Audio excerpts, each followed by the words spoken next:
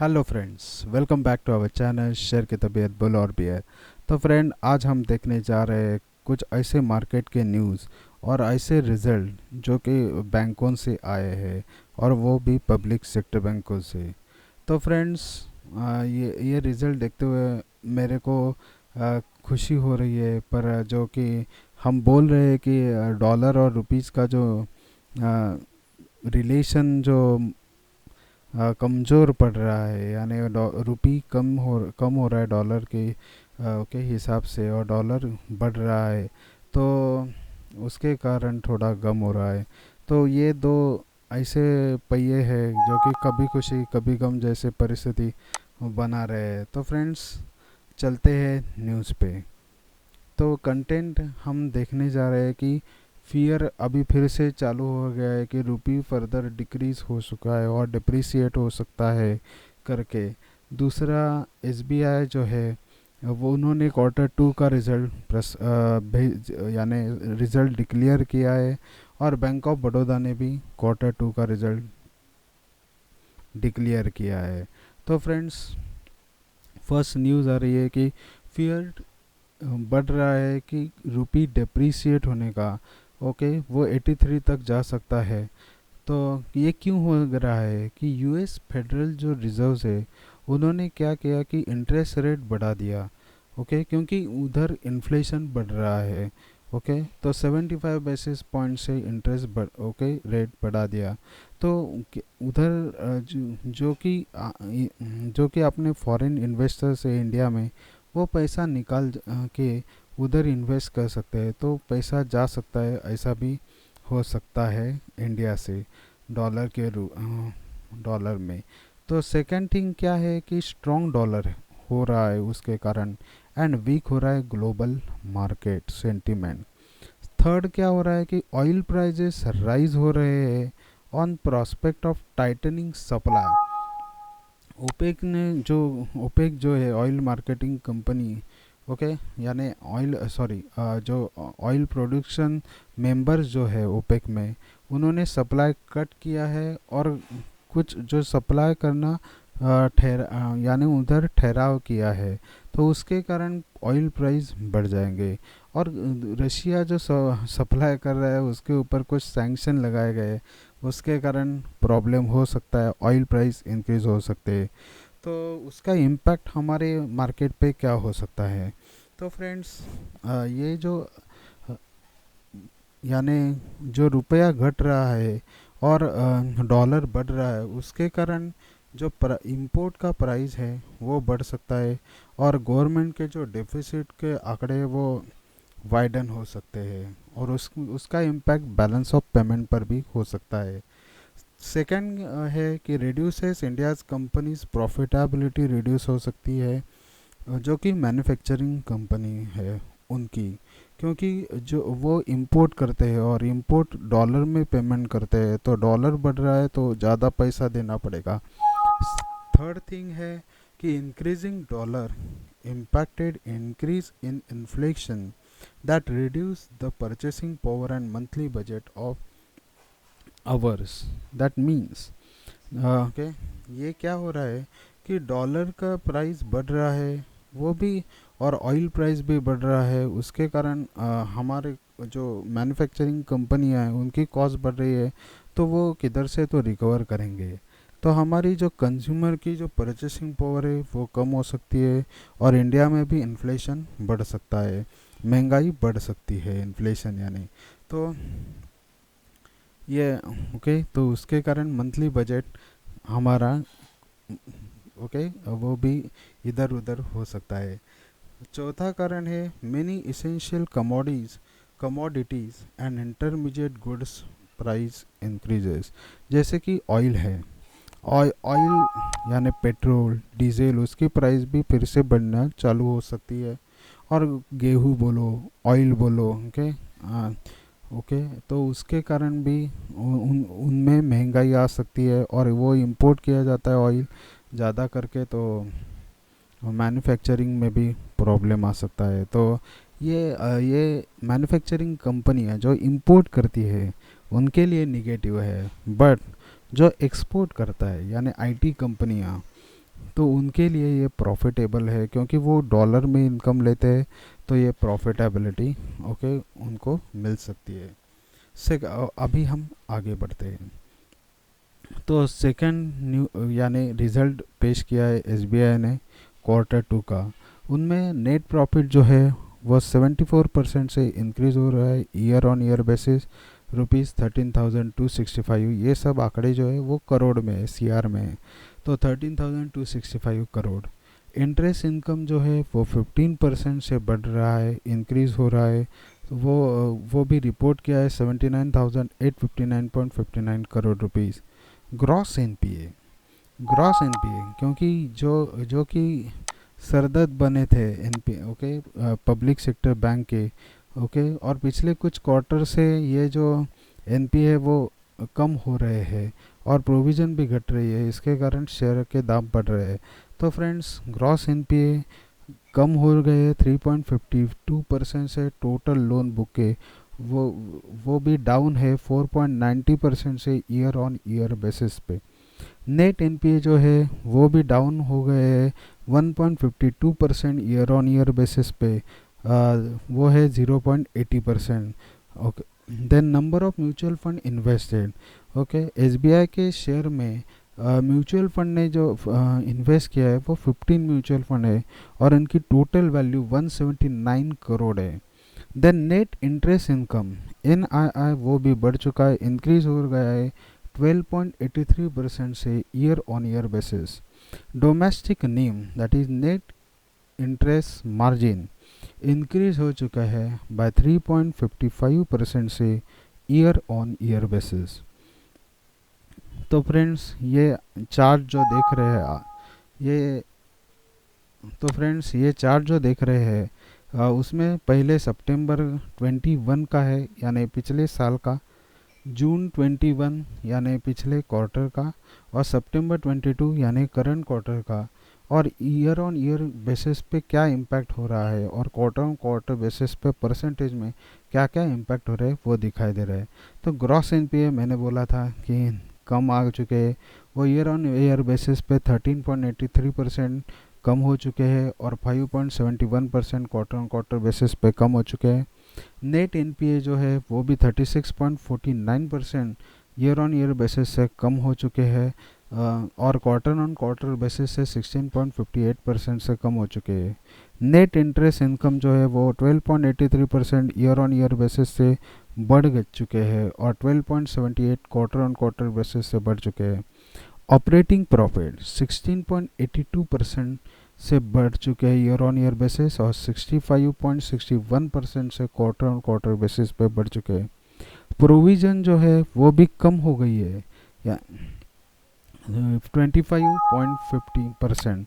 सो provision कम हो गई है 25.50%, और ऑन ईयर बेसिस, और 52.89% quarter on quarter basis. Advances भी बढ़ चुके हैं, यानी लोन्स जो डिस्ट्रीब्यूट कर रहे हैं बैंक वो भी बढ़ गए हैं 19.93%। Okay, year on year basis 4.63% quarter on quarter basis increase हो गए। डिपॉजिट जो है ओके, डिपॉजिट यानी क्या कि कैपिटल, क्योंकि वो जो डिपॉजिट रिसीव कर रहे हैं ओके वो ही लोन के रूप में दे रहे हैं, और जो बीच का जो इंटरेस्ट है वो इनकम होता है। तो जो डिपॉजिट है वो ग्रो कर रहा है 9.99% से okay year on year basis, और 3.57% से quarter on quarter basis SBI का। तो फ्रेंड्स, ये एक डेटा मैंने प्रेजेंट किया है। उसके अलावा हम बोल सकते हैं कि प्रॉफिटेबिलिटी जो है, उसके अलावा हम बोल सकते हैं कि प्रॉफिटेबिलिटी जो है नेट प्रॉफिट, तो वो ईयर ऑन ईयर बेसिस 73.93% से बढ़ चुके हैं, और क्वार्टर ऑन क्वार्टर बेसिस से तो 118.59% से बढ़ चुके हैं, यानी मोर देन 100% से बढ़ चुके हैं। रिटर्न ऑन इक्विटी हम बोल सकते हैं वो कांस्टेंट है 16.08% हाफ ईयरली बेसिस पे। डोमेस्टिक नीम ओके वो 5 बेसिस पॉइंट से बढ़ चुके हैं ईयर ऑन ईयर बेसिस पे, और क्वार्टर ऑन क्वार्टर बेसिस पे 32 बेसिस पॉइंट से बढ़ चुके हैं। क्रेडिट ग्रोथ जो है वो 19.93% ईयर ऑन ईयर बेसिस पे बढ़ चुके हैं और 4.63% क्वार्टर ऑन क्वार्टर बेसिस पे। डोमेस्टिक कासा, कासा यानी current account and saving account का जो टोटल रहता है वो बढ़ चुका है 5.35% ईयर ऑन ईयर बेसिस और 1.70% क्वार्टर ऑन क्वार्टर बेसिस। सो कासा में भी बढ़ोतरी आ रही है। स्लीपेजेस रेशो वो निगेटिव में यानी कम हो रहे हैं। ये अच्छी बात है कि वो निगेटिव में है, तो 33% कम हो गए ईयर ऑन ईयर बेसिस पे और क्वार्टर ऑन क्वार्टर बेसिस से मोर देन 105% से कम हो गए हैं। क्रेडिट कॉस्ट भी कम हो चुकी है 15% ईयर ऑन ईयर बेसिस पे और 33% क्वार्टर। ये कॉस्ट क्या है, तो जो लोन देते हैं उसके लिए जो बैंक को एक्सपेंसेस इनकर करने पड़ते हैं तो वो कम हो रहे हैं, यानी प्रॉफिटेबिलिटी आगे और बढ़ने की संभावना ज़्यादा है। तो फ्रेंड्स, ये ओवरऑल एसबीआई का क्वार्टर 2 का रिजल्ट है। तो एसबीआई ने तो अच्छा नतीजा प्रस्तुत किया है और वो शेयर आप परचेस कर सकते हो, बाय कर सकते हो अभी भी। तो मेरा पहले वाला एसबीआई का जो मैंने बनाया है वीडियो 1 साल पहले, तो उसका 1 साल का तो ये टारगेट अचीव हो चुका है। दूसरे साल का टारगेट अचीव होने का बाकी है, तो आप इन्वेस्ट कर सकते हैं। मैं आपको डिस्क्रिप्शन में उसकी लिंक दूंगा, आप वो भी वीडियो देख सकते हैं। तो फ्रेंड्स, अगला रिज़ल्ट है बैंक ऑफ बड़ौदा का। तो फ्रेंड, बैंक ऑफ बड़ौदा ने भी क्वार्टर 2 के नतीजे प्रस्तुत किए हैं सितंबर क्वार्टर के, तो वो भी देखते हैं कि नेट प्रॉफिट जो है वो 58.7% से इंक्रीज हो चुका है ईयर ऑन ईयर बेसिस पे। ये भी करोड़ में ही अमाउंट है, 3,313 करोड़ रुपीस हो चुका है। इंटरेस्ट इनकम जो है वो 21,254 करोड़ है, दैट इज़ 27.3% बढ़ चुका है। ग्रॉस एनपीए है वो कम हो गया है, क्वार्टर ऑन क्वार्टर बेसिस पे 12% से कम हो चुका है और 5.31% है अभी टोटल लोन बुक के। नेट एनपीए जो है वो 1.16% डाउन हो चुका है। डोमेस्टिक कासा जो है वो इंक्रीज हो चुका है 9.2% ईयर ऑन ईयर बेसिस पे। अभी करंटली रिपोर्ट किया है 4,10,151 crore rupees. Then interest income increase हो चुका है 34.50% ईयर ऑन ईयर बेसिस। और ग्लोबल नेट इंटरेस्ट मार्जिन जो रहता है वो 48 बेसिस पॉइंट से ईयर ऑन ईयर बेसिस पे बढ़ चुका है। तो फ्रेंड्स, हम इधर year on year data compare कर रहे हैं और क्वार्टरली डेटा भी कंपेयर कर रहे हैं। तो डोमेस्टिक कासा जो है ईयर ऑन ईयर बेसिस पे 9.2% से बढ़ चुका है। पिछले सितंबर 21 में वो 3,75,799 करोड़ था, आज वो 4,10,151 हो चुका है। और हम पिछले क्वार्टर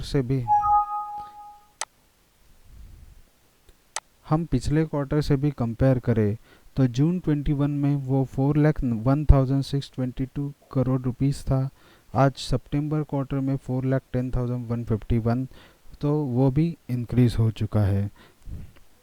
नेट एनपीए जो है वो 2,600 सितंबर 21 में था और आज सितंबर 22 में 1,654 है, तो डिक्रीज हो रहा है ईयर ऑन ईयर बेसिस पे 36.40% से डिक्रीज हो रहा है। हाँ, क्वार्टर ऑन क्वार्टर बेसिस से थोड़ी जंप दिखाई दे रही है।